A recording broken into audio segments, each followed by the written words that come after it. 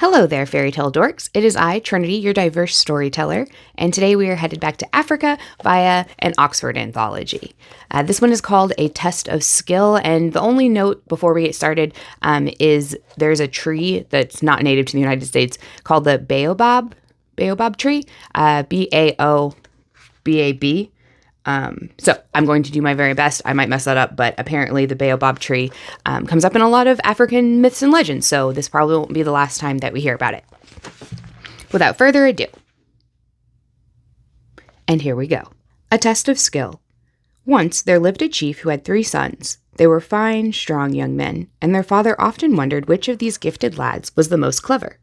One day, when his counselors assembled in the council chamber, the chief looked around at the group of elderly men, shaking out their voluminous white robes as they settled down for a morning's discussion, and made up his mind to ask them to help him decide who was the cleverest of his 3 sons. "Come over to this baobab tree," he said, "and let my 3 sons be brought here immediately." The old men rose to their feet, and moving out into the bright sunshine, they shuffled over the rough ground to the baobab tree. After a few moments, the 3 young men appeared, each leading a horse. The chief said, "My sons, I want each of you to mount your horse in turn and show your skill to all the people assembled here. You may do what you please, but when you reach this baobab tree, you must exert yourselves as never before and show us what you are made of." The 3 boys mounted their horses and galloped away from the chief, far up a dusty track which led to the wide courtyard of the chief's house. A number of other people had joined the group of waiting counselors by now, and a murmur of anticipation rippled through the crowd, as the first son was seen riding towards them in a cloud of dust. Galloping furiously, the horseman made straight for the baobab tree, swerving neither right nor left. Holding his spear aloft, he plunged it into the trunk with such force that it made a great hole. Then, to the amazement of the onlookers, the first of the chief's sons followed the spear and leapt through the hole on his horse, making a perfect landing on the ground beyond. Those who were watching shouted their applause. "Surely," they said to one another, "no one could do better than that." Then the second son came galloping towards them, his horse's hooves beating a brisk tattoo on the dry ground. He appeared to ride straight at the tree and carried no sword, so that the people thought he would dash himself to death against the bark. But suddenly his horse rose in the air like an arrow and sailed right over the baobab, rider and horse landing unharmed on the other side. The crowd laughed with pleasure and surprise and said to one another, "Surely the third son will not be able to do better than this." And they held their breath as the youngest son came riding towards them.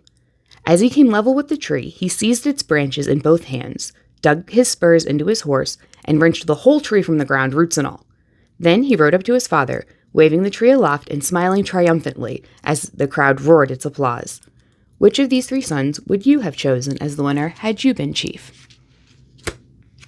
The end. In preparing for this video, I did a little bit of research on horses, both domesticated and wild, and where they have evolved from. Apparently, the common consensus is that most horse species did begin in North America, but they crossed through Asia and into Africa and Europe about 20 million years ago. So white people did not bring horses to Africa. They didn't bring them to North America either.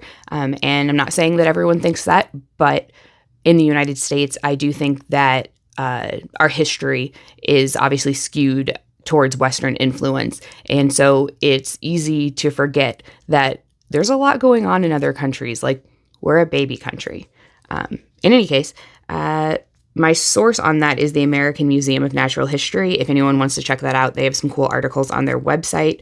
And on the subject of horses, horses are primarily found in northern and western Africa, not in South Africa so much, I'm assuming because of heat. And then also the article did say some tropical diseases can afflict horses there. So they stay more towards the north, which is also why we see horses in Egyptian, both mythology and just their culture. That's what they were using for beasts of burden.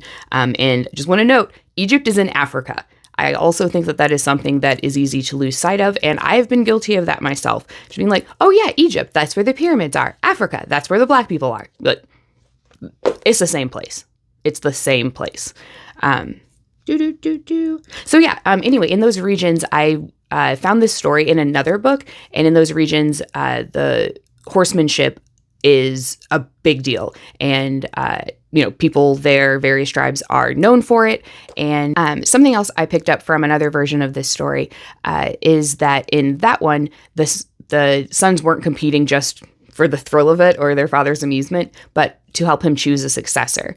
So who wins this contest is a big deal. And again, horsemanship in this particular area is pretty important. So if you are the best horseman, maybe you're the best chief too. Who can say?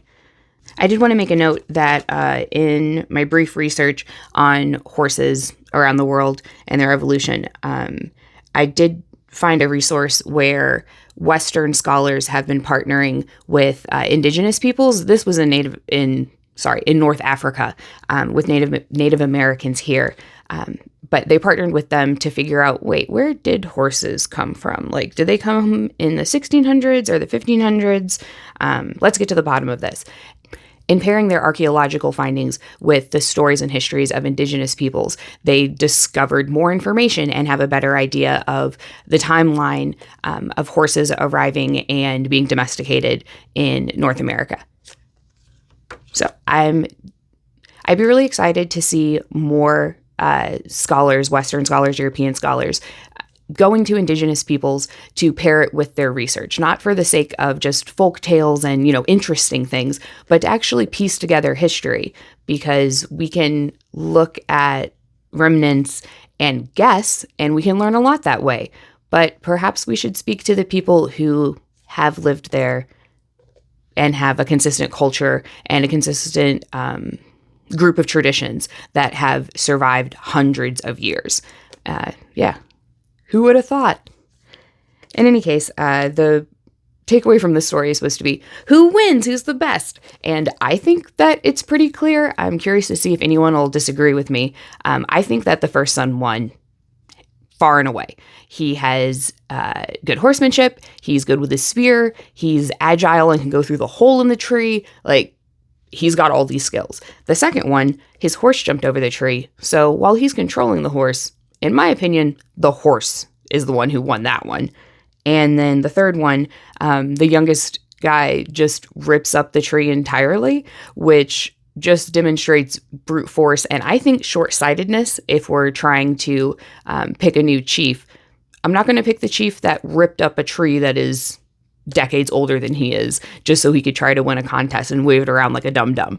So I think the first son is the clear winner, but I'd be very curious to hear anyone else's arguments for one of the other ones, just because I cannot honestly comprehend from my viewpoint how they would be the winners in this contest of cleverness and or choosing a successor for the chief. So let me know what you think, who won, and what does it say about them down in the comments. Please like and subscribe, share with a friend. There are, I think, 17 other videos before this one. So there are tons of stories from different cultures that you can check out. And I will catch you in the next one.